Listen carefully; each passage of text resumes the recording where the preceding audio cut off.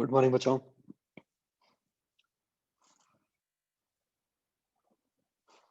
राम, फिर आप हॉस्टल से लगा रहे हो क्लास? स्पर्श, good morning sir. Good morning. Okay,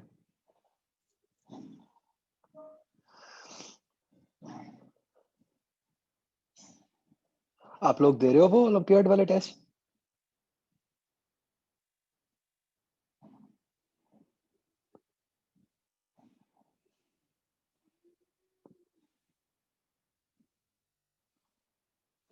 offline दे दो आके अब तो।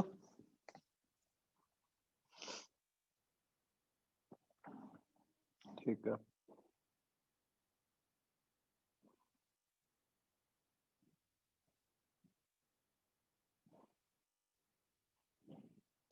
बाकी बच्चों, कल आईआईटी का भी सिलेबस आ गया, जेई एडवांस का। मतलब वो सेम सिलेबस ही है पिछले साल वाला। तो उसमें आपका मतलब सारा कुछ कवर्ड है एक्सेप्ट फॉर वन टॉपिक, एक्सरेज, है ना? वो हमें करना है, वो मैंने बताया था आपको पहले भी।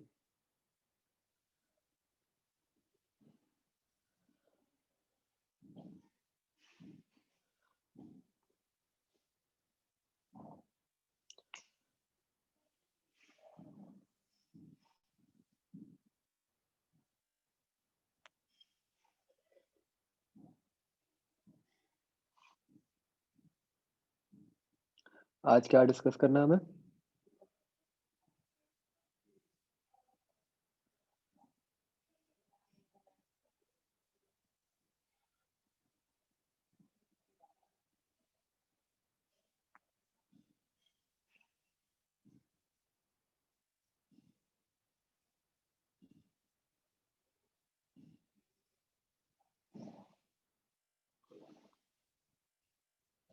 ठीक है।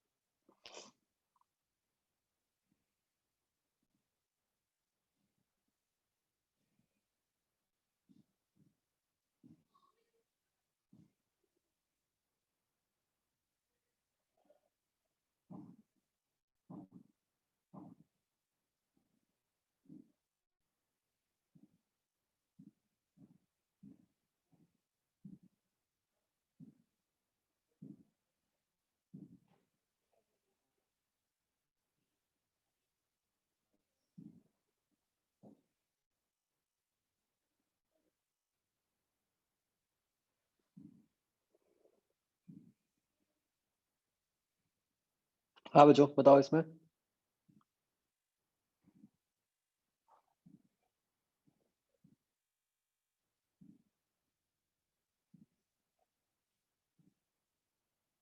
फर्स्ट नहीं करना?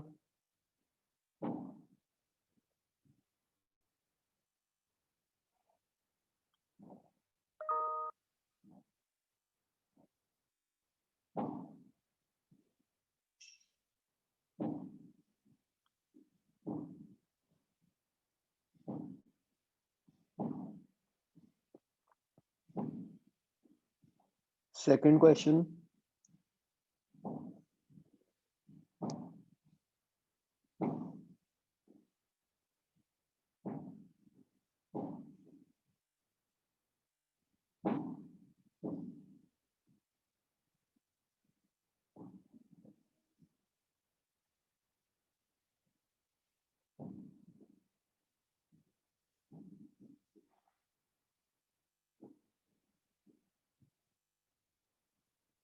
कुछ तो अजीब सा है इसमें। क्या कह रहे हो? बीटा 2D वाला है, मतलब थर्ड केस में जो फ्रिंज विड्थ है वो बीटा है?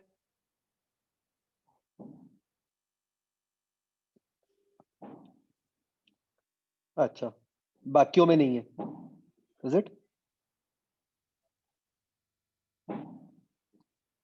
ओके, ये ठीक कर लो। सिर्फ थर्ड केस वाले में जो फ्रिंज विड्थ है वो बीटा है।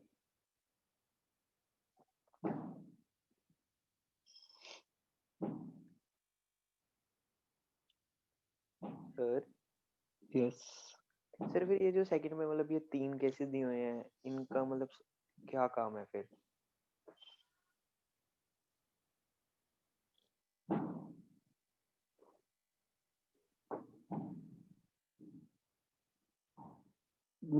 फर्स्ट तो आपको बता दिया कि नॉर्मल सेटअप है, मतलब जब सेकंड में हमने फिल्म लगा दी ऊपर,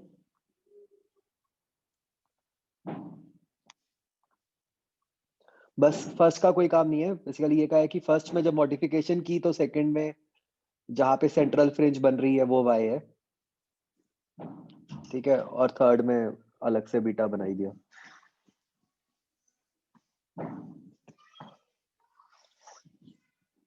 ठीक है, और कोई इम्पोर्टेंट?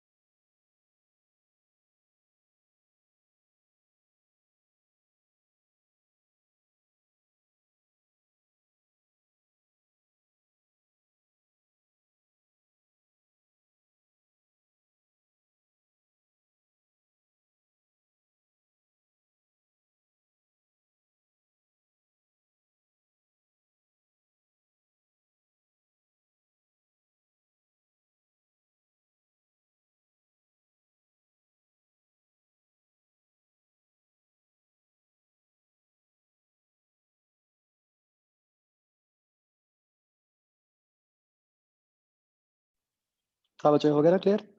आगे सेवेंथ।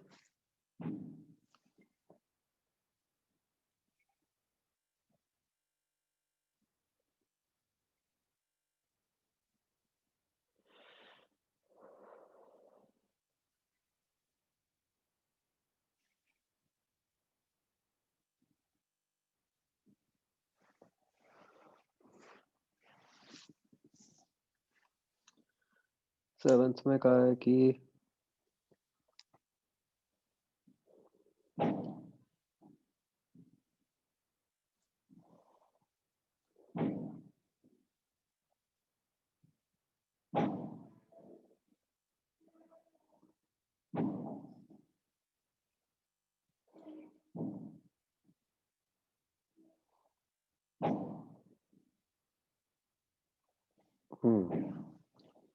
इसमें हमने पी वाई को कंपेयर करना है कि p y h by d से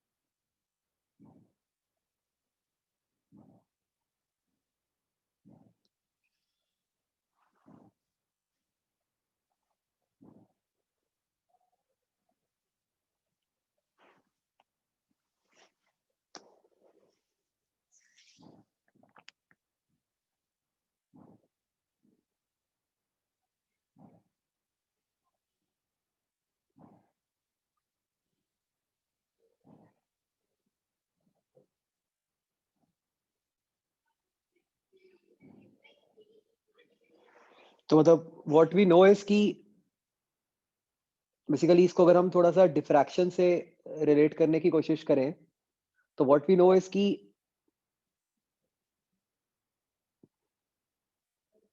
मतलब जो मैक्सिमम इंटेंसिटी होती है वो तो सेंटर पे ही होती है ना? तो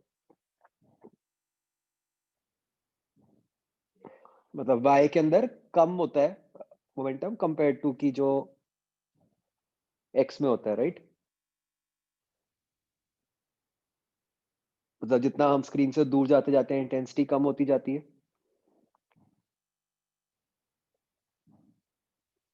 राइट। अब सोचने वाली बात यह है कि इस चीज को, मतलब जो हम नॉर्मली इंटेंसिटी की टर्म्स में बात करते हैं या एनर्जी की टर्म्स में बात करते हैं, उसको मोमेंटम के साथ कैसे कंपेयर किया जाए। एंड मतलब what we can see is कि जो टर्म बन रही है ये h/d की टर्म आ रही है। ये सिक्स्थ का बच्चों आंसर 13 आ रहा है क्या?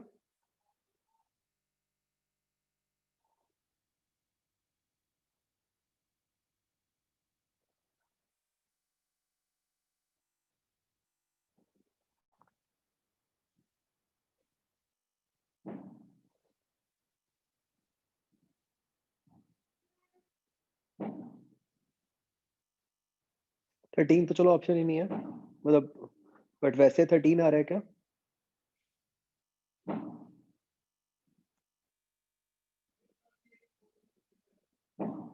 या 12 आता है बच्चों?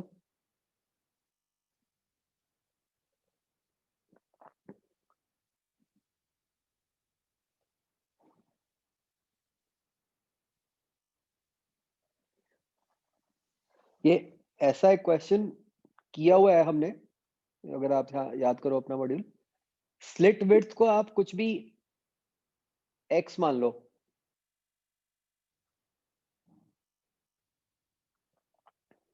ठीक है? तो ये स्लिट विड्थ है x, और जो d हो गया आपका वो हो गया 6.1x। ठीक है जी। अब number of intensity maximum observed with in the central maximum of single slit diffraction pattern. ये बताओ सिंगल स्लिट डिफ्रैक्शन पैटर्न का जो मैक्सिमम है उसकी विड्थ क्या हुई?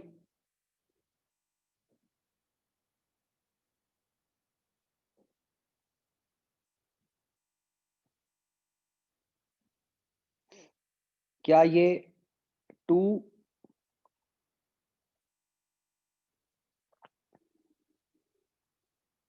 लैम्डा डी बाय एक्स होएगी?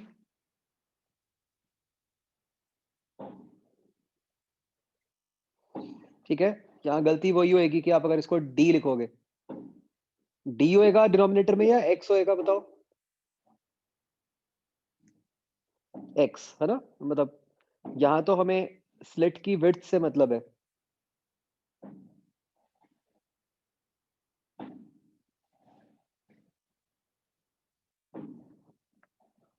सही कह रहा हूं मैं? तो और जो YDSC की फ्रिंज विड्थ होएगी वो क्या होएगी? Lambda d by D.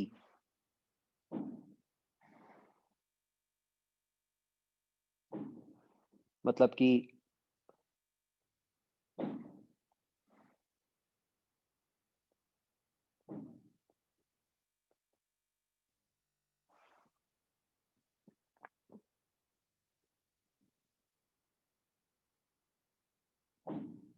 Lambda d bye 6.1x। तो हमें आप यही बताना है कि ये कितने सारे पैटर्न उसके अंदर आ जाएंगे। तो बेसिकली राइट हैंड ये वाली चीज को डिवाइड कर दो इससे। तो यस, वैसे 12 आएगा, अगर सेंटर वाले को गिनेंगे तो 13 आएगा, है ना? बट ऑप्शंस के हिसाब से ऑब्वियसली फिर हम 12 ही मार्क करेंगे।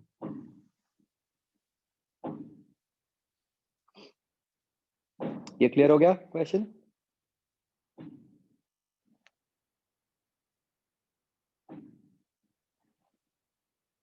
स्पर्श?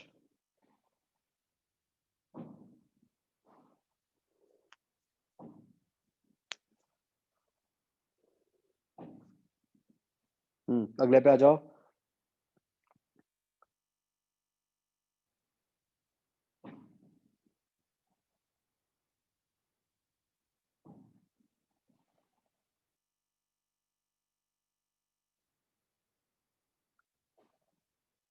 चलो 1 मिनट से वापस आते हैं 7th में बच्चों, आगे बढ़ो। और कोई डाउट इसमें?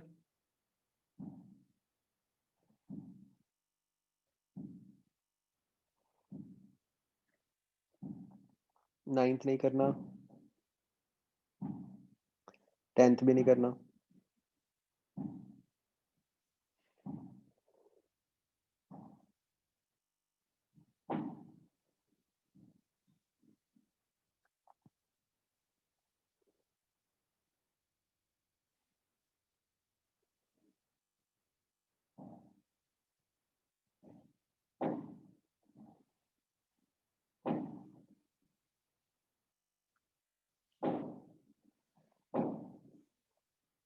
इलेवेंथ बच्चों देखो, क्वेश्चन से समझ आ रहा है कि आपको क्या करना है।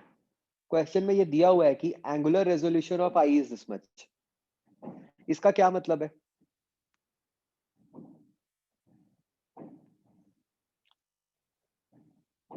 मतलब वैसे ये टॉपिक दूसरे पोर्शन से है, बट लॉजिकली आप समझ सकते हो इस चीज को। मतलब ये क्या मतलब है कि एंगुलर रेजोल्यूशन?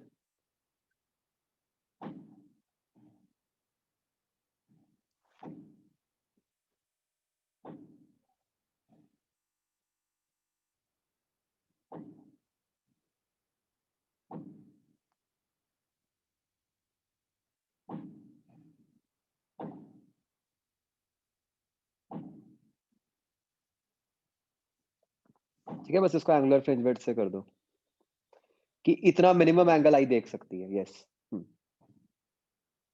इससे कम एंगल होगा तो आई डिस्टिंग्विश नहीं कर पाएगी।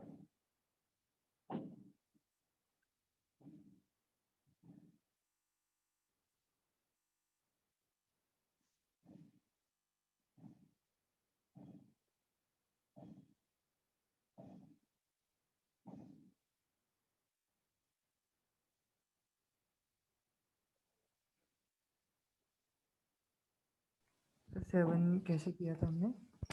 कौन सा 7 तो भी करना है?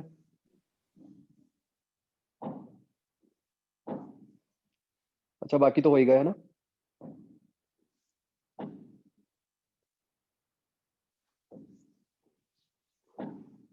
10th नहीं करना, 9th और 10th नहीं करना।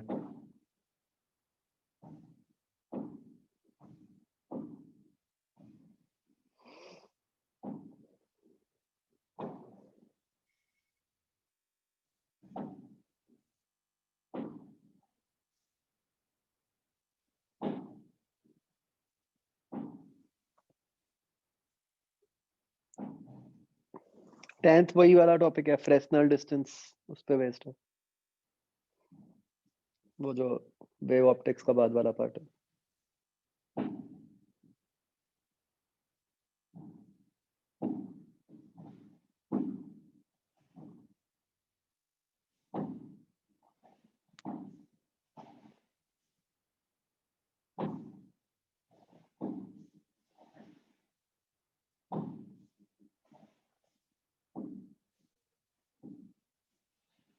सेवेंथ क्वेश्चन बच्चों देखते हैं दोबारा।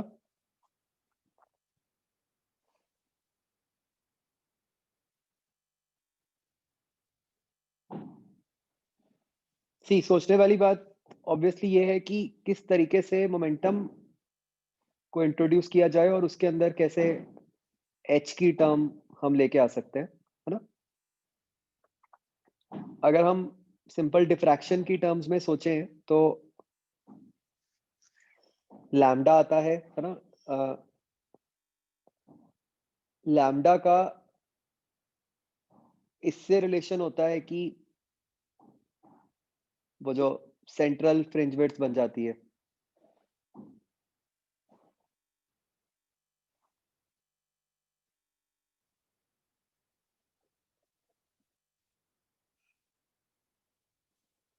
ना। तो 1 मिनट के लिए अगर मैं कोशिश करूं,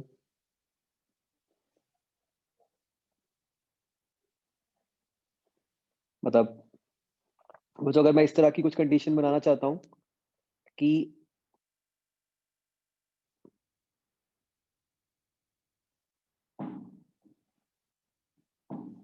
मेजॉरिटी ऑफ द इलेक्ट्रॉन्स ये lambda d by d height के अंदर आएंगे। कुछ ऐसा बन सकता है, देखो कुछ ऐसी कंडीशन बना सकते हो। ये तो समझ आ रहा है ना डिफ्रैक्शन से मैं क्या बात करना चाह रहा हूँ, कि मैक्सिमम इंटेंसिटी सेंटर पे होती है, मतलब वो फ्रिंज विड्थ के अंदर होती है, तो भाई मेजॉरिटी इलेक्ट्रॉन्स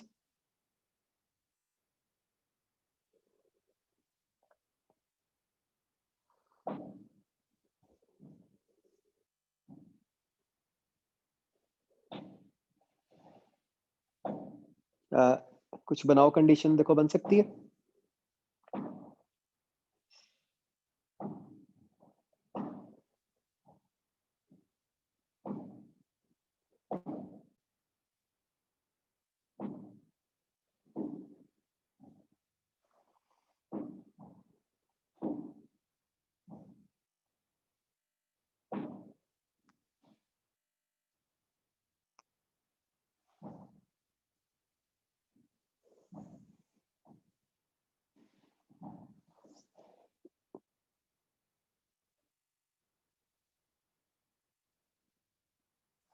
अच्छा, ये तो डी है।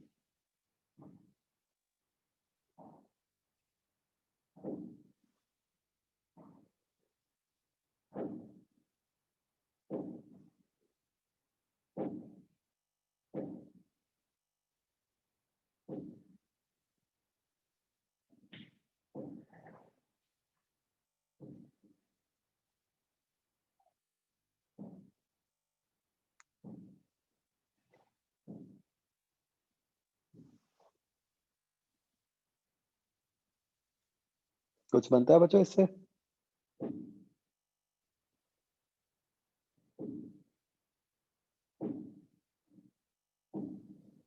सर ऊपर नीचे लेफ्ट साइड पे m मल्टीप्लाई कर दो तो वहां से पी वाई मोमेंटम बन जाएगा और h by m v lambda होता है। वो जो हम लैम्डा बना रहे हैं वो x वाली वेलोसिटी से आएगा तो पी एक्स वाली टर्म खत्म हो जाएगी और h आ जाएगा।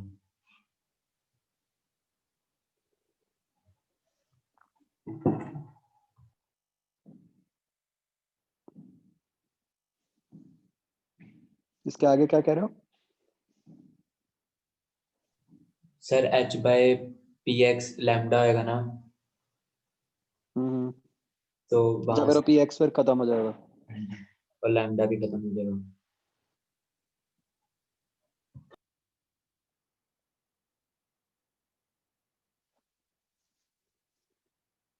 नहीं, वो इसमें हम वो कहाँ से लेके आए अब inequality? Sir answer A option ही है। यार आंसर से थोड़ी हम हाँ सॉल्व मतलब करेंगे। वही टर्म्स बनी थी वो इनइक्वालिटी नहीं बन रही। मतलब कंडीशन क्या है? इनइक्वालिटी ये भी तो बना सकते हैं कि मतलब ये जरूरी थोड़ी है सारे electron lambda d by D पे ट्रैवल करें, कुछ पहले भी तो रह सकते हैं।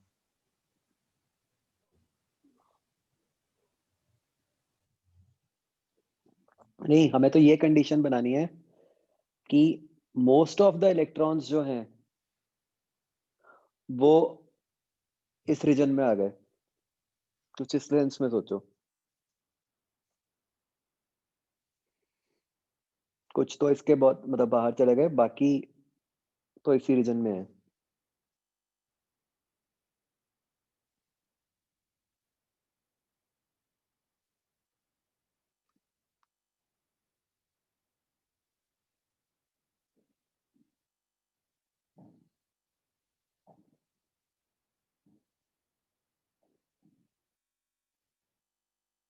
या इसको हाँ इस तरह पुट कर सकते हैं हम कि बेसिकली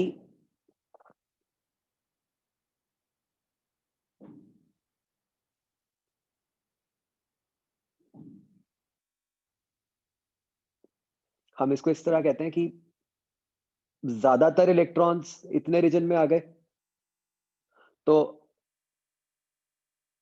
जितना भी मोमेंटम वाई डायरेक्शन में होगा वो मेजरली इतने पोर्शन वाले इलेक्ट्रॉन से ही आ जाना चाहिए। समझ रहे हो?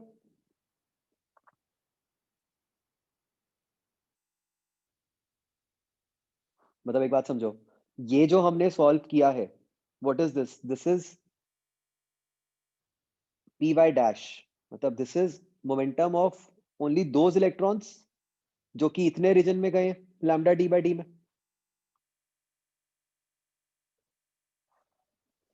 समझो है ना, हमने पी वाई डैश निकाल दिया एच बाई डी, तो basically this is momentum of those electrons जो कि lambda d by d reason में गए। एक बार समझो इस बात को ध्यान से।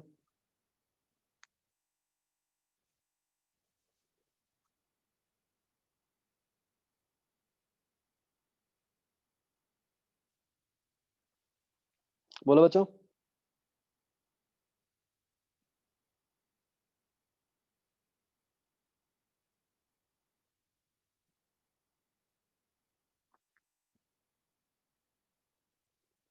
ये तो हमने यही किया ना कि जो हमने जिस तरह से कंडीशन बनाई है, हमने क्या किया है, हमने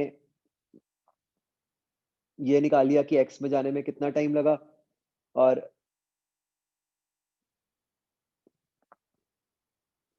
उससे हमने निकाला है, मतलब इसमें हमने वाई में lambda d by D put कर दिया ना।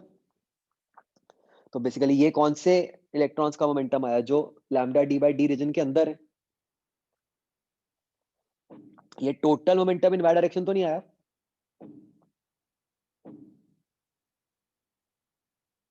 बोलो बच्चों।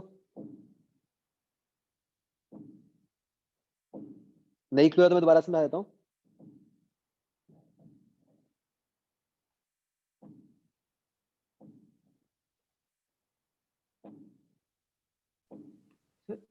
Sir lambda d by D पे मिनिमम नहीं होगा? हाँ लैम्डा डी बाई डी पे मिनिमम है, हम तो उसके अंदर वाले रीजन की बात करें ना। इसको बच्चों एक बार दोबारा मैं लिखता हूँ, उससे आपको मतलब बिल्कुल क्लियर हो जाएगा। हम ये निकालना चाह रहे हैं, ठीक है, कि lambda d by d region के अंदर अंदर तक कितना मोमेंटम आ गया, ठीक है। वो आप कैसे निकालोगे? पहले आपने टाइम निकाल लिया, उसको एक्स में ट्रैवल करने में कितना लगा, वो टाइम है डी अपॉन वी एक्स, ठीक है। अब हमने y फिक्स कर दिया, हम कह रहे हैं कि इतने y के अंदर अंदर तक वाले ही मोमेंटम की बात करनी है हमने, ठीक है ना। तो वो कैसे आएगा? जितनों का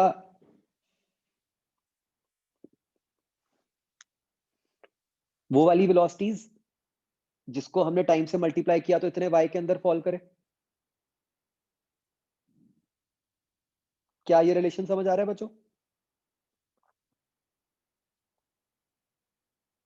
हाँ इनइक्वालिटी लगा दो अगर बिल्कुल क्लियर करना है, इसको ऐसे बोल दो।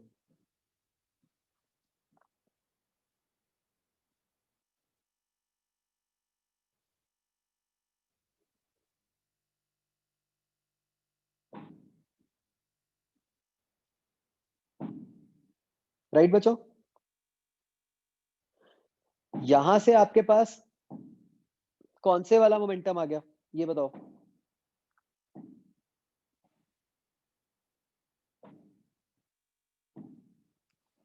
यहां से आपका वो वाला मोमेंटम आ गया y डायरेक्शन वाला, जो कि lambda d by D height के अंदर फॉल कर रहा है, isn't it? And we know from diffraction कि वो मैक्सिमम होता है, मतलब वही मेजॉरिटी होती है,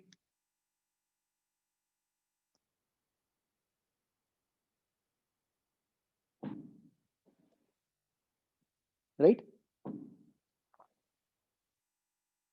कि जो इसके भी बाहर जाते हैं वो तो बहुत ही कम होते हैं। तो ये आपके पास पी वाई डैश निकल गया, जो कि एच बाई डी आ गया। This is momentum of all y direction momentum of all those electrons जो कि lambda d by d region के अंदर जा रहे हैं। एंड वी नो कि ये मोस्ट ऑफ द इलेक्ट्रॉन्स हैं, इसके बाहर जो इलेक्ट्रॉन्स जाते हैं वो तो बहुत ही कम जाते हैं, राइट?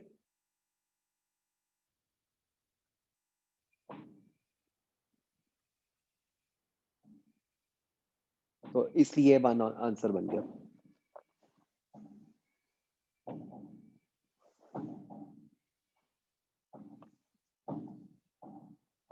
समझ गए बच्चों?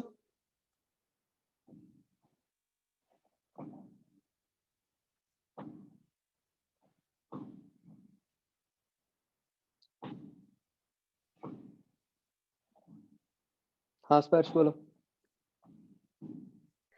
सर जो हमने लैम्डा को लिखा h by m v x, तो उसी से आया ना ये वाला रिलेशन।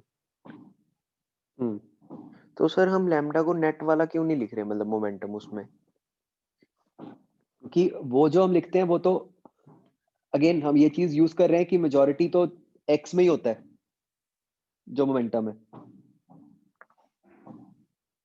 जो डिफ्रैक्शन पैटर्न बनता है वो तो यस एक्स सर। डायरेक्शन वाले उसके कारण ही बनता है ना।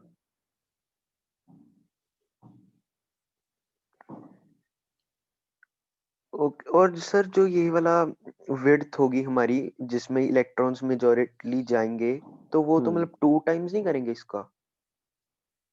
हाँ वो तो फिर उसके लिए तो फिर मोमेंटम नीचे वाला भी आ जाएगा ना। अभी तो हम सिर्फ ऊपर वाले प्लस वाई वाले मोमेंटम की बात कर रहे थे, इसलिए मैंने विड्थ भी प्लस वाई वाली ली। ओके सर, हाँ जी।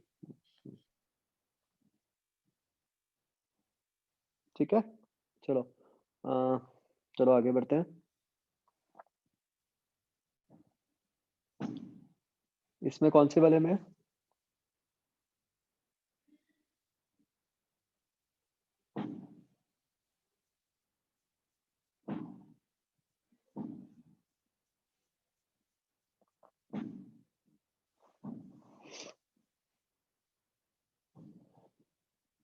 हाँ जी,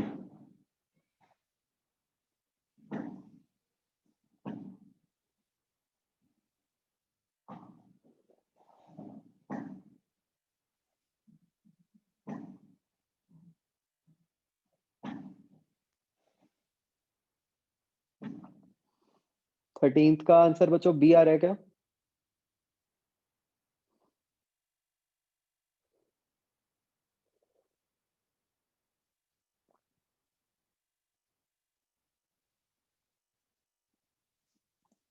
बोलो भाई।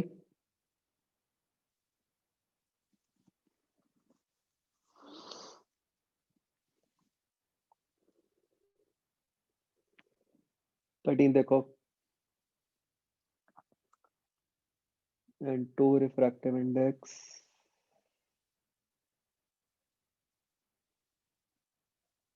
आगे वाटर है।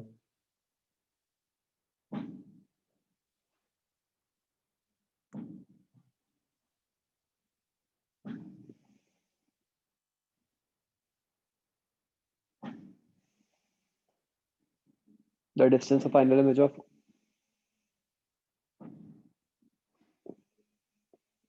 O from P as viewed from the left. Okay, तो आपका ऑब्जेक्ट अंदर पड़ा है, आप उसको इधर से देख रहे हो, ठीक है?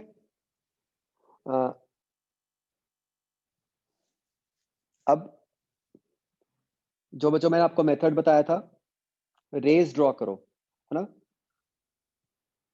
ओ से रेज आ रही हैं, जैसे भी यहाँ रिफ्रैक्शन होएगी ऑब्जर्वर के पास जाएंगी और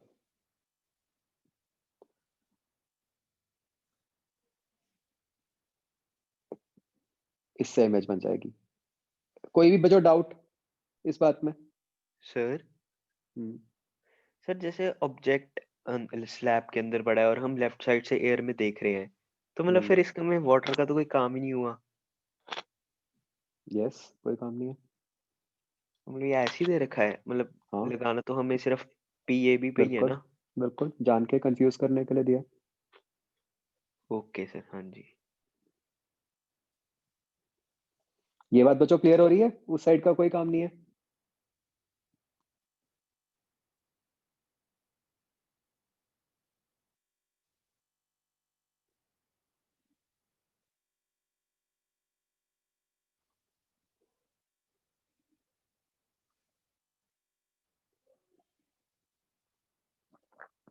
तो अब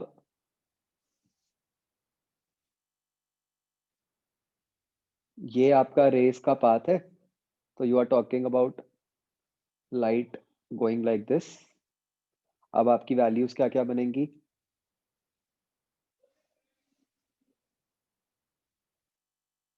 n1 is, what is n1 बताओ बच्चों? 2, n2 is 1,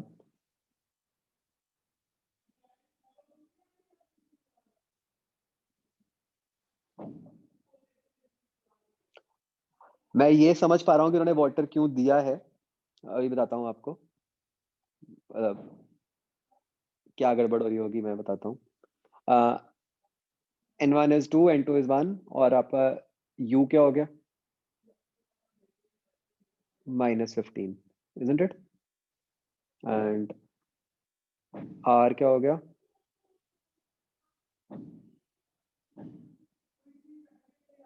-10।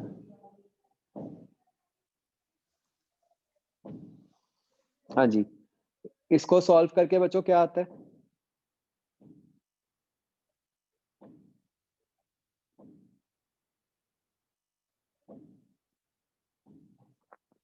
ये +30 आता है, -30 आता है?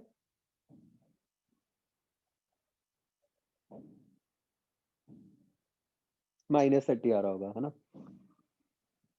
तो इसीलिए उन्होंने वाटर दिया है कि आप यहां से v को जब -30 निकालो तो आप ये सोचो कि यार वाटर का कोई रोल आ गया, राइट? एक मिनट बच्चों,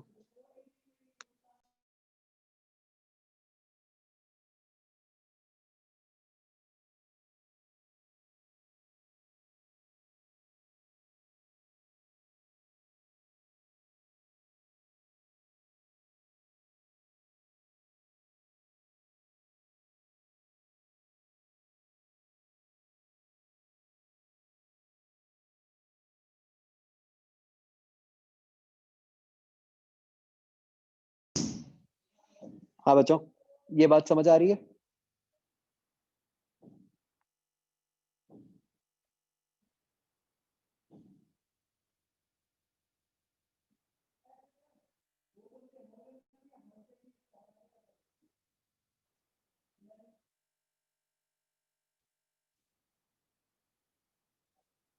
बच्चों क्लियर हो गई बात कि उस रेस का कोई हमें कोई फर्क नहीं पड़ रहा हमारे आंसर पे, राइट?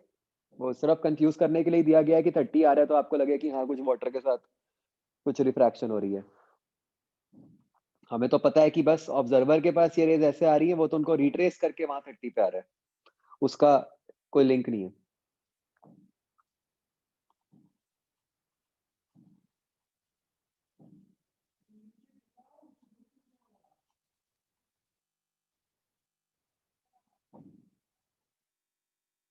तो इसका आंसर 30 आएगा। गलत दिया होगा पीछे?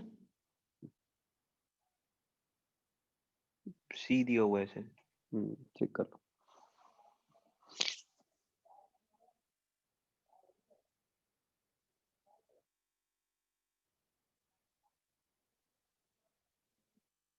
आगे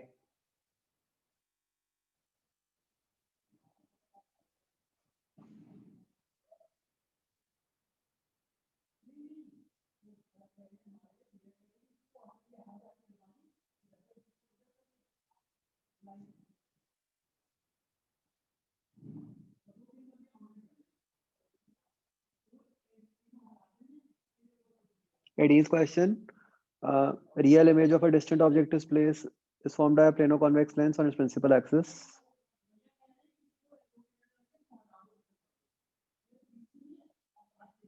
Spherical aberration. Spherical aberration क्या होती है बच्चों?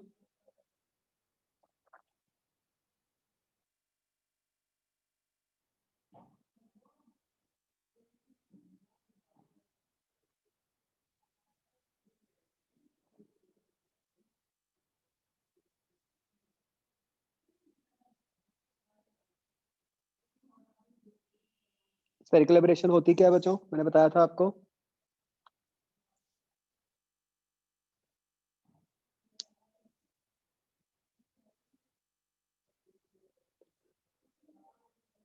स्फेरिकल एबरेशन होती है जो हमने पढ़ा था कि सारी की सारी रेज सिंगल पॉइंट पे कन्वर्ज नहीं हो पाती। ठीक है, मतलब जो हम निकालते हैं फोकस एटसेट्रा, वो सिर्फ मतलब पैरा एक्सियल रेस के लिए होता है ना?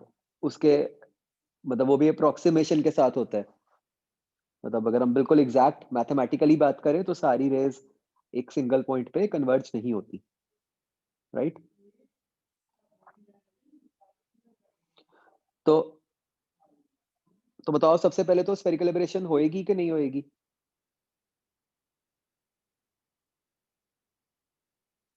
होएगी।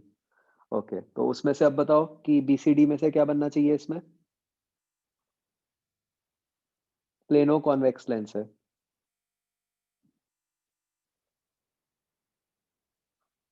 और डिस्टेंट ऑब्जेक्ट है।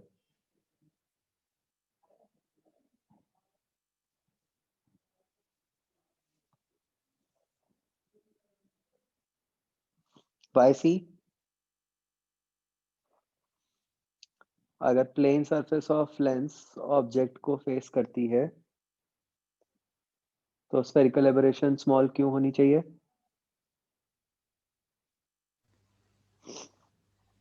सर क्योंकि पहले सरफेस पे तो रिफ्रैक्शन नहीं होएगी, दूसरे पे होएगी तो वो कम इफेक्ट हो जाएगा टेढ़ा होने का। कम क्यों होगा? जब पहली प्लेन सरफेस ही है तो वो तो कुछ कर ही नहीं पाई। जी वो कुछ नहीं कर पाई, हम्म, तो दूसरे ने एबरेशन की, जब उल्टा हुआ तो पहली भी करेगी, दूसरी मतलब भी। दोनों केसेस में कर्व्ड सरफेस ही करेगी ना एबरेशन, जो ये वाली है। तो ये पहले आए या बाद में आए, इससे तो कोई फर्क ही नहीं पड़ा। सर अगर पहली, तो जब वो दूसरी सरफेस से निकल रही होगी तो वो परपेंडिकुलर नहीं होगी ना प्लेन सरफेस से, फिर वहां पे भी हो जाएगा। नहीं, प्लेन सरफेस ने तो मतलब सी स्फेरिकल एब्रेशन का चक्कर कहाँ पड़ रहा है? कर्व सरफेस पे, है ना? अब पॉइंट ये है कि क्या प्लेन सरफेस पहले आने से कर्व सरफेस से जो एब्रेशन हो रही है उस पर कोई इफेक्ट आया?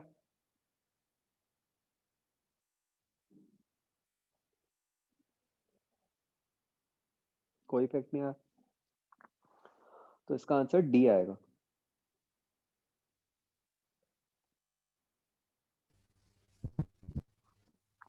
सर एक बारी जैसे आप उल्टा बनाना है, एक बारी कन्वेक्स लेंस।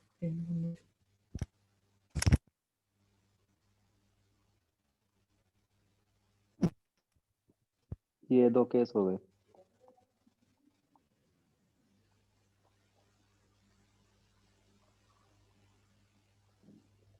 हाँ जी, जो लेफ्ट वाला लेंस है, अब उसमें जब पहले सरफेस से हो जाएगी रिफ्रैक्शन, हम्म तो उसके बाद जो सेकंड सरफेस है, अब उस पे भी रिफ्रैक्शन होगी, और वो बट अगर बट कोई वहां एक पे रे सेकंड सरफेस पे तो एब्रेशन का तो कोई पंगा नहीं है ना? सर एब्रेशन एब्रेशन मतलब तो वो तो कर्व सरफेस से ही हो गई ना?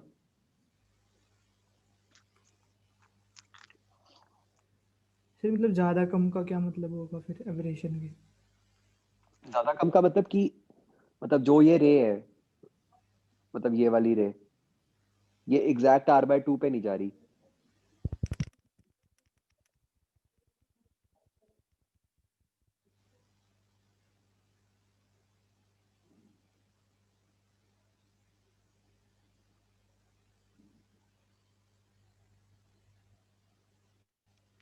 वो तो मतलब इससे एक बार टकरा गई तो यहाँ पे वो एरर तो आ ही गया ना अब आपका। हाँ जी, अब दूसरे पे भी तो आएगा ही। दूसरे में भी आ ही रहा है। नहीं, जो इसकी सेकंड सरफेस है लेफ्ट वाले लेंस की, प्लेन सरफेस, हाँ। हाँ जी, उस पे और भी वो हो जाएगी टेढ़ी, तो और ज़्यादा एब्रेशन होगी।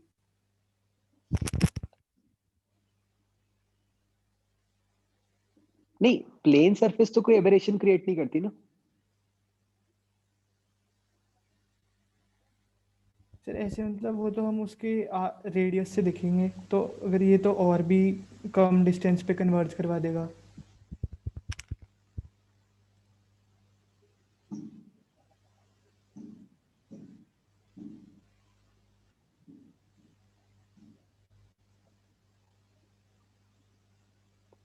क्या कम डिस्टेंस कैसे? मतलब जैसे राइट वाला लेंस है, अब उसने एक बारी बस स्फेरिकल पार्ट आया और वो वहाँ से मुड़ गई, हम्म लेकिन जो लेफ्ट वाला है पहले वो स्फेरिकल पे भी मुड़ी, उसके बाद वो क्योंकि नॉर्मल इंसिडेंस नहीं है तो वो और रिफ्रैक्ट हो गई, हम्म। तो ये ज़्यादा टेढ़ी हो जाएगी लेफ्ट वाली लाइट मतलब। अच्छा अच्छा, एक मिनट देख लेते हैं उससे क्या इफेक्ट आता है।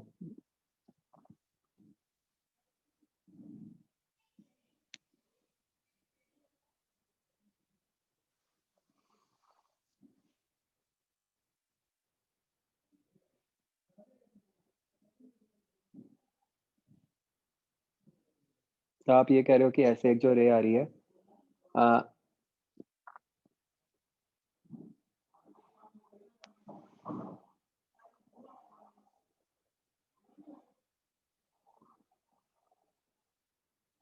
ये यहाँ से जैसे भी रिफ्रैक्ट हुई,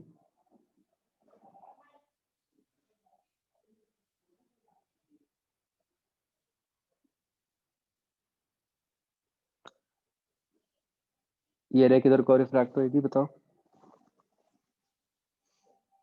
टुवर्ड्स द नॉर्मल होएगी।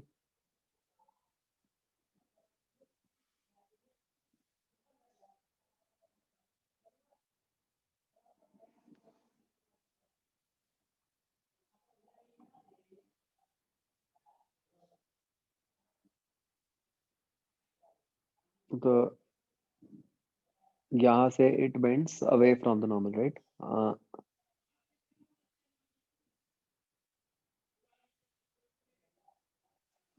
Like this.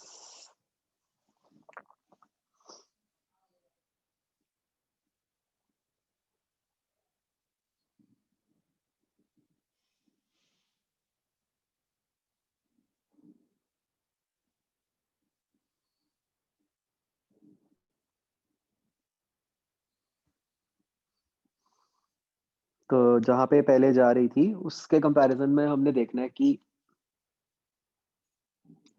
अब एबरेशन बढ़ रही है कि नहीं बढ़ रही। एक ये देखो बच्चों क्या हो रहा है इसको,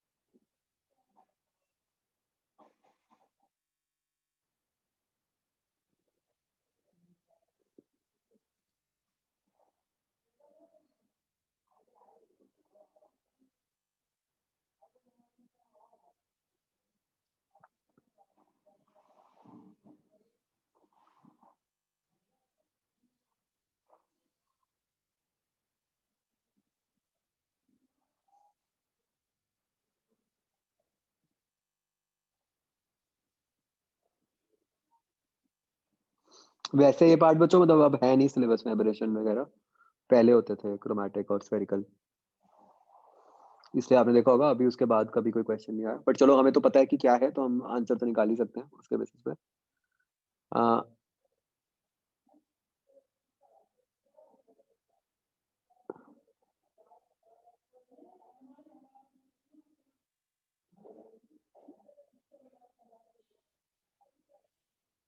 ये प्लेन सरफेस को हम देखें कि मतलब प्लेन सरफेस क्या कर रही है, उस रे को मतलब टुवर्ड्स द फोकस शिफ्ट कर रही है या अवे फ्रॉम फोकस शिफ्ट कर रही है, ये देखना है हमें ध्यान से।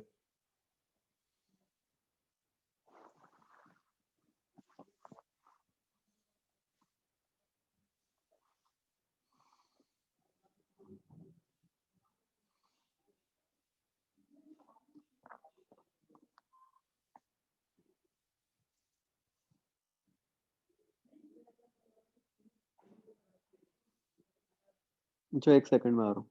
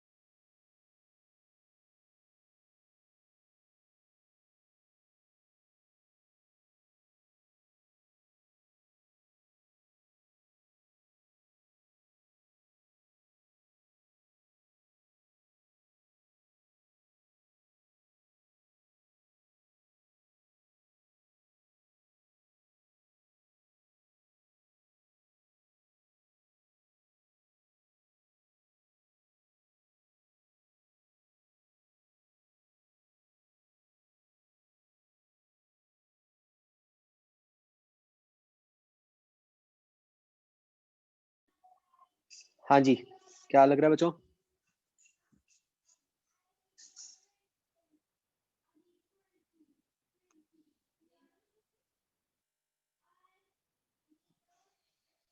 जो बाद में सरफेस आई उसने फोकस की तरफ कन्वर्ज किया है, मतलब फोकस की तरफ भेजा रे को या फोकस से दूर भेजा है?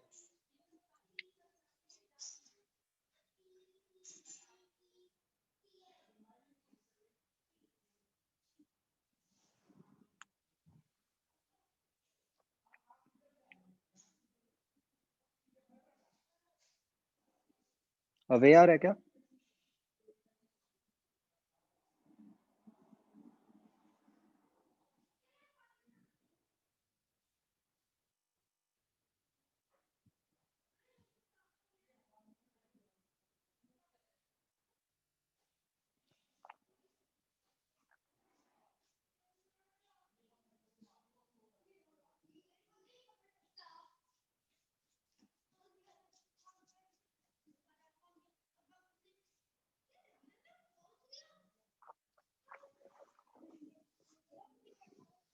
अवे फ्रॉम फोकस शिफ्ट हो रहा है ना?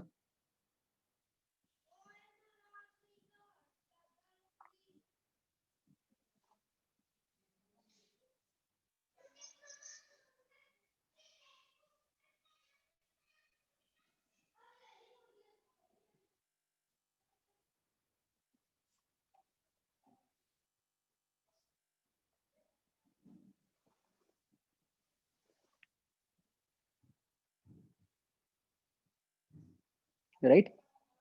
तो ये बात क्लियर हो रही है? तो मतलब इस केस में एब्रेशन ज्यादा होएगी कंपेयर टू जो राइट साइड वाला केस है ना।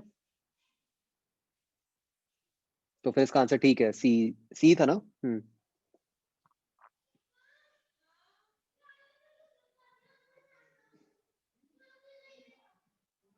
सर 18th का पीछे बी दिया हुआ है, बी बॉल। बी हाँ, स्मॉलर कर्व सरफेस।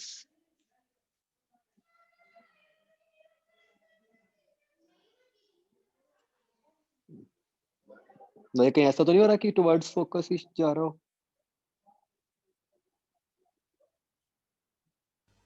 सर ये कैलकुलेट करना है हमने। मैं वही सोच रहा हूँ कि या तो पूरा सॉल्व करना पड़ेगा।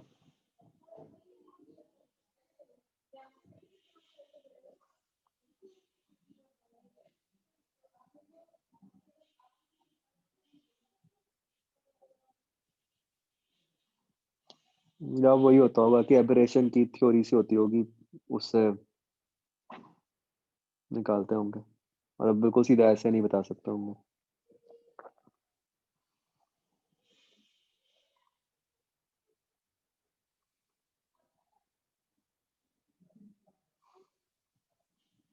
चलो ये बच्चों मैं देख के बताऊंगा, मतलब कि क्या इतनी नॉलेज से हम कर भी सकते हैं या कुछ और इन्फो चाहिए इसमें।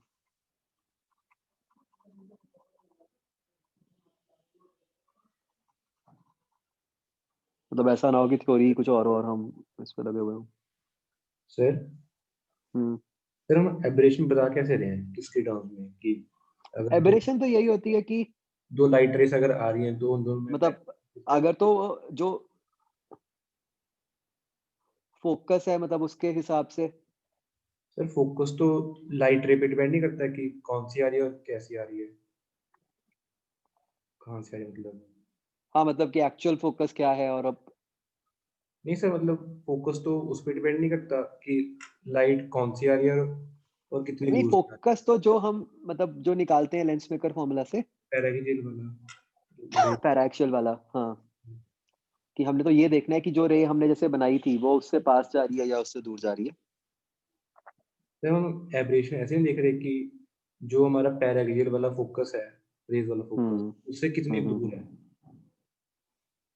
हाँ वही, उससे कितना डिविएट कर गई। यस। Yes sir. हम्म। तो अगर मान लो कुछ ऐसा हो रहा है, मतलब जो चीज देखने वाली है कि अगर ऐसा हो रहा है कि किसी केस में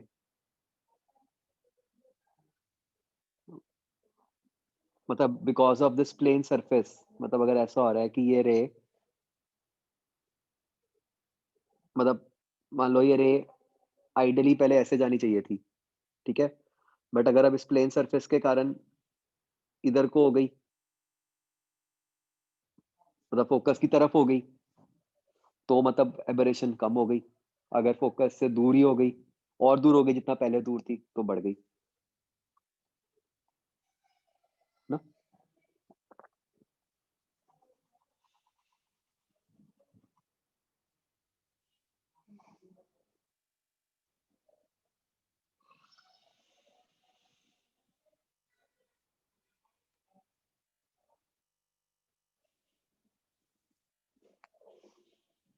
फिफ्टींथ, ये भी वही हो गया, एबरेशन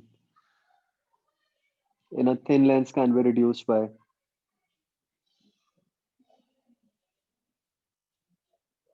15th बच्चों क्या लग रहा है लॉजिकली इसमें से क्या आना चाहिए?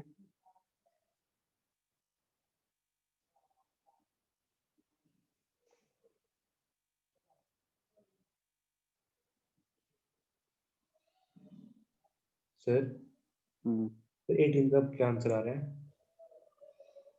18th का मुझे कंफर्म करना है, अभी बताऊंगा। मतलब क्लियर नहीं हुआ कि हम मतलब जो हमारे को जो पता है उससे हो सकता है कि नहीं हो सकता।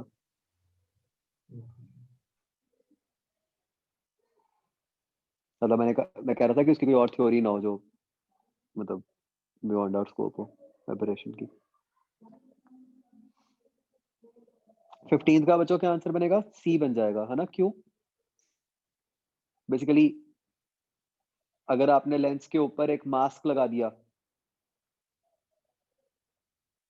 ठीक है, मैं लेंस का वो जो फ्रंट व्यू दिखा रहा हूँ, मान लो ये आपका लेंस है, अगर आपने इसके ऊपर ऐसे एक मास्क लगा दिया, तो आपने क्या इंश्योर कर दिया कि रेज जो है वो बीच वाले पार्ट के थ्रू ही जा रही है, तो रेज मतलब पैराक्सियल ही हो गई सारी, बिल्कुल क्लोज टू प्रिंसिपल एक्सिस हो गई।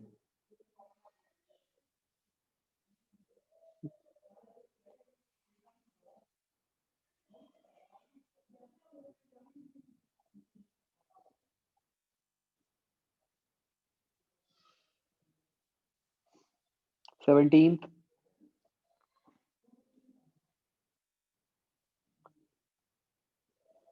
नॉर्मली इंसिडेंट कर रहे हैं, रिफ्रैक्टिव इंडेक्स दिया हुआ है,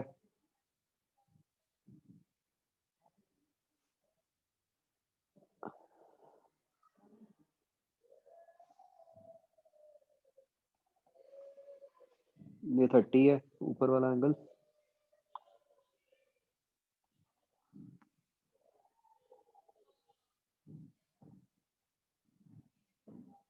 इधर से 30 बन गया, यहाँ से निकाल लो क्या रे बनती है, इससे डिविएशन निकाल लोगे आप। आंसर गलत है क्या 17th का?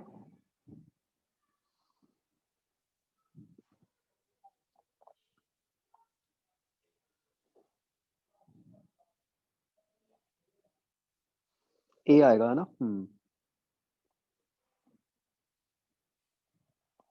आगे बचो। सर एक थ्योरेटिकल डाउट था प्रिज्म में।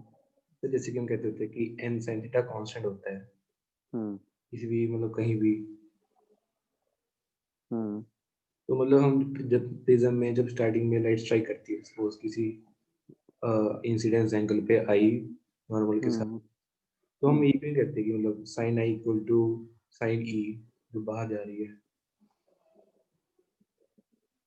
जो अगर n sin r1 equal to n sin r2, हम तो मतलब n sin थीटा तो कांस्टेंट कहते हैं किसी भी नहीं, actually n sine theta constant जो होता है ना, वो तब होता है जब आपका मतलब इस तरह से मीडियम पैरेलल चेंज हो रहा हो, जो रिफ्रैक्टिंग सरफेसेस है। मतलब वो जो इंटरफेस है मतलब दो हाँ पैरेलल होनी चाहिए। हाँ, तब लगता है, अदरवाइज नहीं लगता है। सर ये कंडीशन मतलब जब हम प्रूव कर रहे हैं उस उधर नहीं आती ना? कहाँ पे प्रिज्म में कह रहे हो, या जब हम एन साइन थीटा लगाते हैं? जब हम बस अकेला n sin थीटा लगाते हैं। वो हम तब बनाते ही पैरेलल सरफेसेस है ना, इसलिए चक्कर ही नहीं पड़ता वहाँ। Okay sir.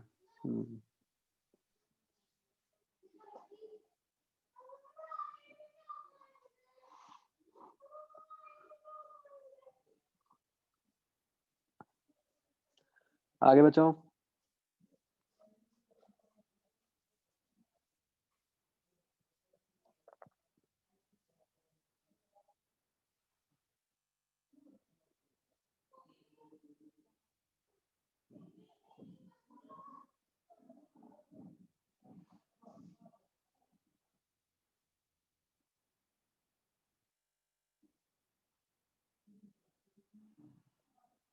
हाँ बच्चों, और कोई?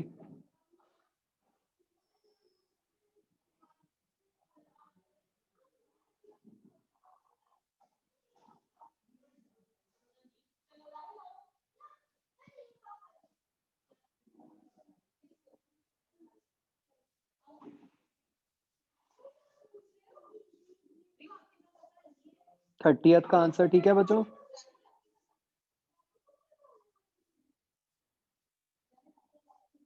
थर्टियथ का सी आना चाहिए।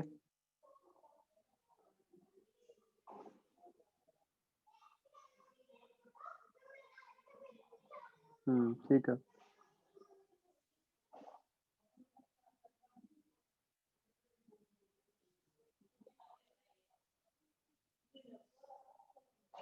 Thirty eight question, water fill किया हुआ है, ऑब्जेक्ट बॉटम पे, images form 14 centimeter below the surface of water, focal length of mirror is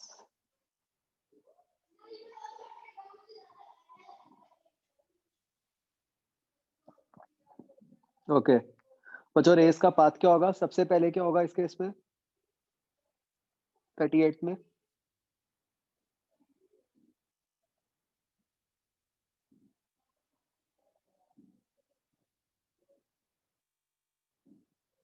सबसे पहले तो शिफ्ट आएगा वाटर के कारण, है ना? मतलब रेस जो हैं वो वाटर से बाहर निकल रही हैं। वो शिफ्ट कितना आता है?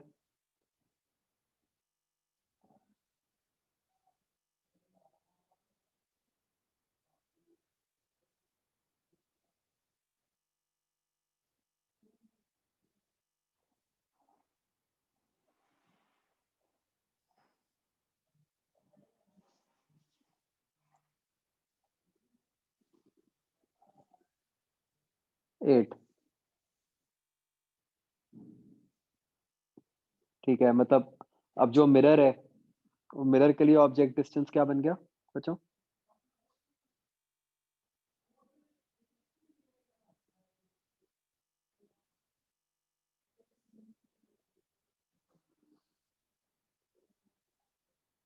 थर्टी बन जाता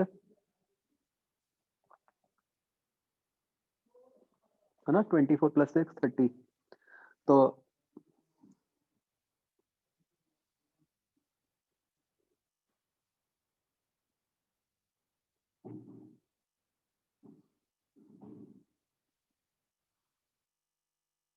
अब बच्चों होगा क्या? मतलब मिरर उसकी एक इमेज बनाएगा, उस इमेज के साथ क्या होगा, वो फिर वाटर से टकरा के फिर एक जगह पे कन्वर्ज हो रही होगी, है ना? तो एक बार हम रिवर्स कैलकुलेशन कर लेते हैं। ठीक है, अगर फाइनली रेज वाटर के अंदर 14 पे कन्वर्ज कर रही हैं, तो मिरर से टकराने के बाद वो कहाँ पे कर रही थी? मतलब मिरर ने उनको किधर कन्वर्ज करवा रहा था कि वो वाटर से पास करने के बाद 14 पे कन्वर्ज कर गई?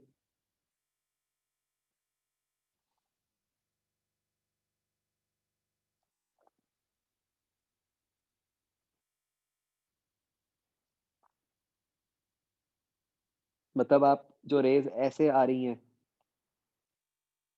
फ्रॉम एयर टू वाटर, उसके ऊपर लगा दो रिजल्ट, है ना? मतलब N2/V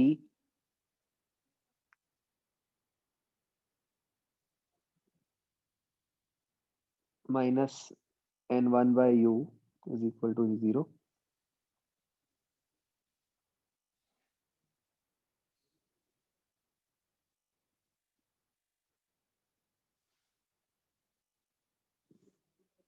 है ना? तो ये U आपका 42/4 आ गया। तो ये मिरर की इमेज है, ठीक है ना? तो मिरर से ऑब्जेक्ट क्या था हमने निकाल लिया था, मिरर की इमेज आ गई हमारे पास।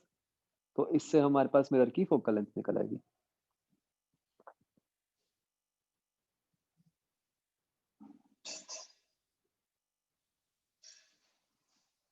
ठीक है, क्लियर? सर हम्म। सर इन्होंने ना मतलब जो 14 है, मतलब जो नीचे 14 दिया हुआ है, हम्म। मतलब इसी को मिरर की वो मान के आंसर दिया हुआ है, इमेज जो मिरर बना रहा है।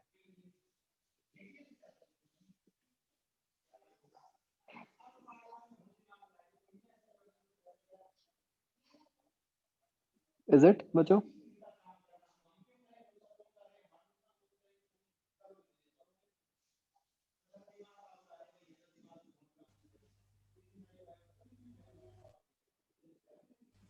सर आंसर इस पे नहीं डिपेंड करेगा कि हम कहाँ से देख रहे हैं। हाँ वो ही है, ये मतलब इन्होंने इतना क्लियरली मेंशन नहीं किया हुआ कि कौन सी इमेज लेनी है। एंड वही जैसे मैंने आपको बताया था ना, 2005 का है ये पेपर क्वेश्चन। तो लैंग्वेज क्लियर नहीं है बेसिकली।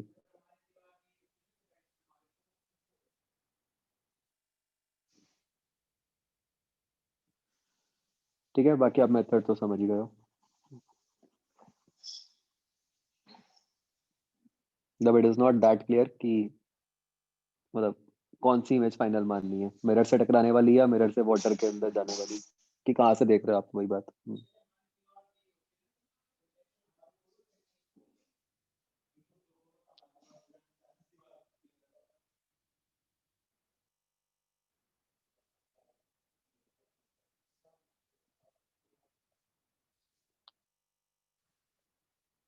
आगे बच्चों।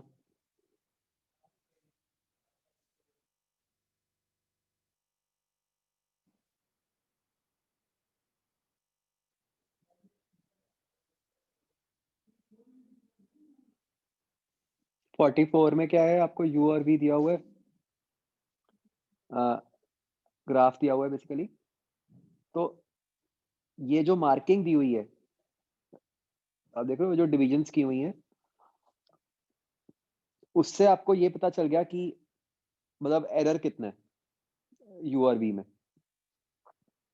तो उससे आप एफ का एरर निकाल लोगे।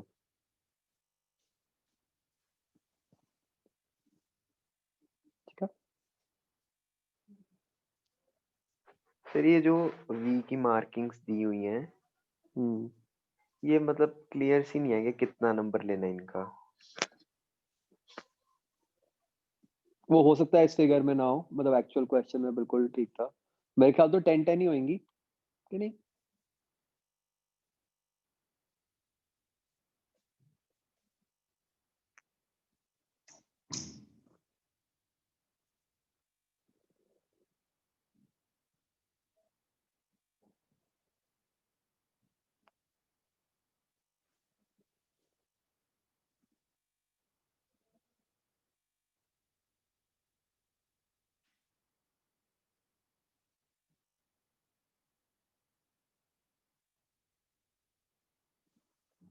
आगे।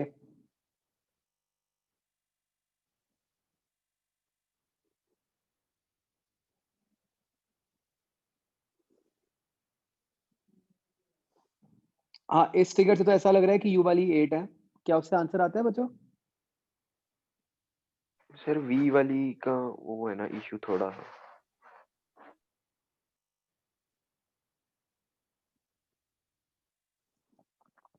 मतलब ये हो सकता है थोड़ा सा मिसप्रिंट हो, बट मतलब करना मतलब मेथड समझ गए आप, है ना कि क्या है। आंसर शायद ये यू वी दोनों 10 लेके आता है, और वो मतलब एक्चुअल क्वेश्चन में क्लियर था बिल्कुल।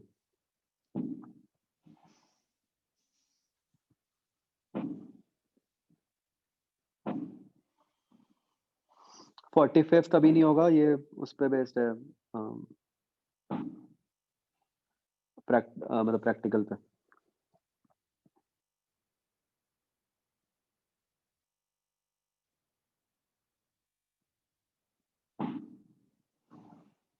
आगे बच्चों।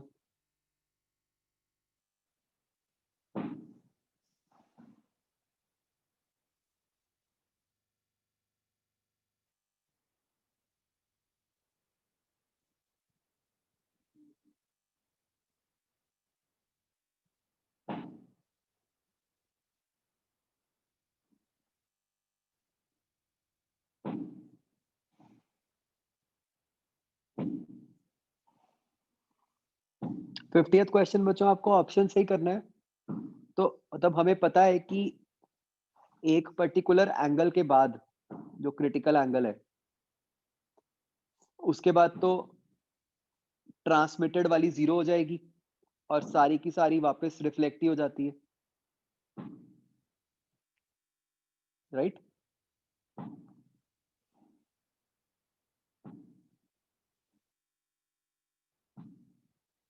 तो उसके हिसाब से कौन सा आंसर बनेगा?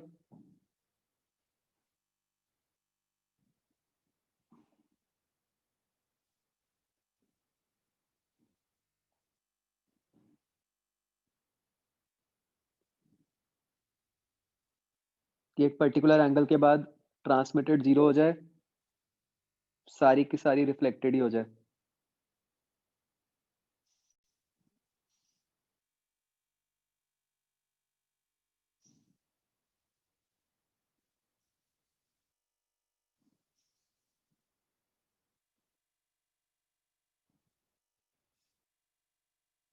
ये बी और सी में क्या फर्क है ऑप्शंस में?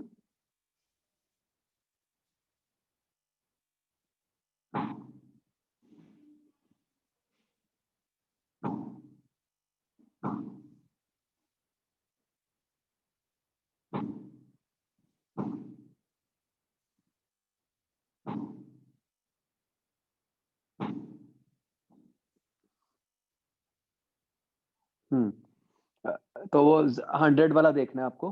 तो मतलब रिफ्लेक्टेड प्लस ट्रांसमिटेड मिला के 100 होना चाहिए, राइट? अकेला 100 नहीं हो सकता वो, फिर तो वो गलती हो गया। तो उस हिसाब से सी आंसर बन जाएगा, है ना? मतलब ये क्वेश्चन में क्लियर नहीं है, मतलब ये बेसिकली ये ग्राफ ऐसे होगा, लाइक दिस, राइट? कि रिफ्लेक्टेड का 100 हो गया, ट्रांसमिटेड का 0 हो गया। अंडरस्टूड?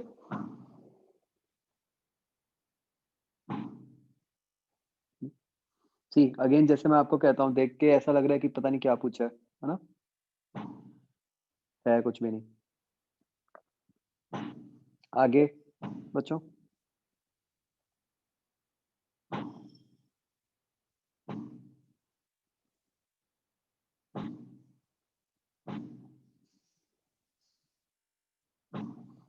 डन?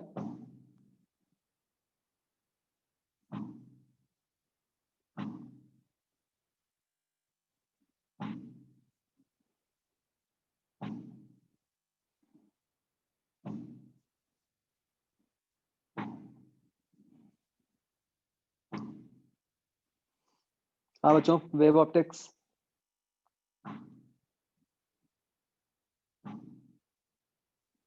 हाँ शोभित।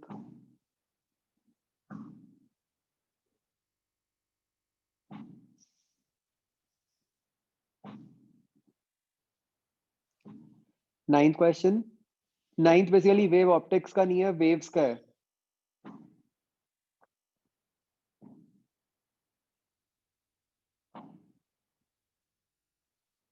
तो मतलब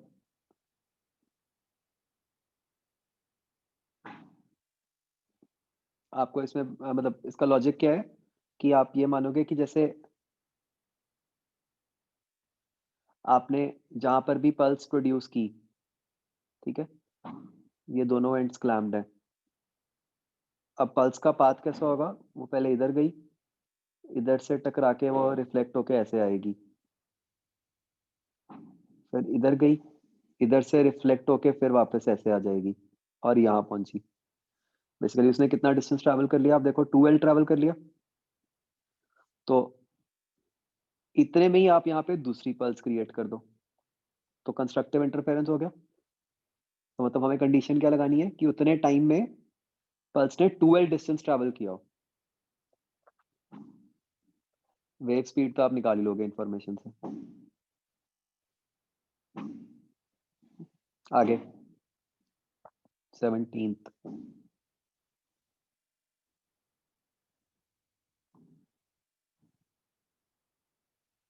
तो 17th में हमने इस तरीके से सोचना है कि मतलब स्पीड बढ़ा दी तो लैम्डा कम हो गया,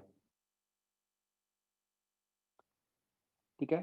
तो मतलब डिफ्रैक्शन के सेंस में सोचना है कि अगर लैम्डा कम हो गया तो क्या होगा,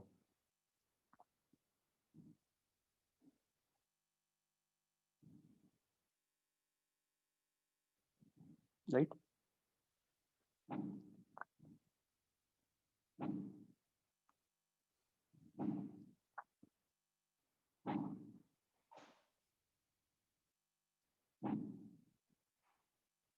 फोर्टींथ का आंसर ठीक है मेरे ख्याल। क्यों बच्चों?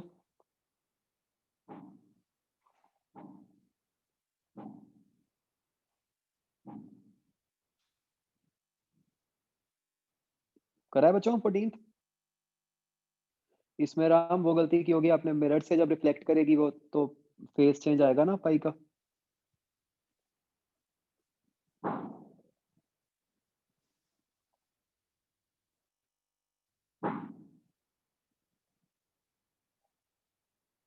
सर हम्म। सर हमने मतलब ये करना है कि के डेल्टा एक्स करना है, मतलब और delta x Q plus OP है।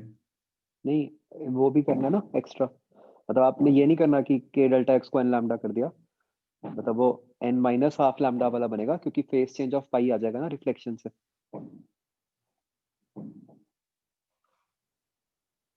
मतलब मतलब जो क्यू से वेव गई, ये Yes. जो है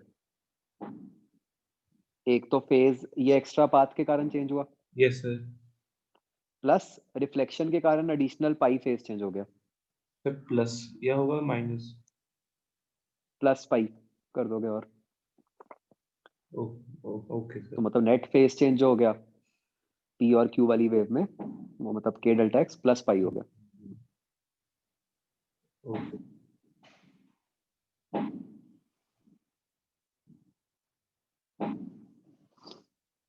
राइट बच्चों, डन।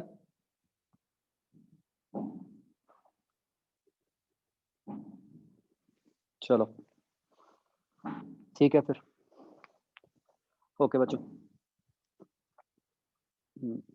बाय।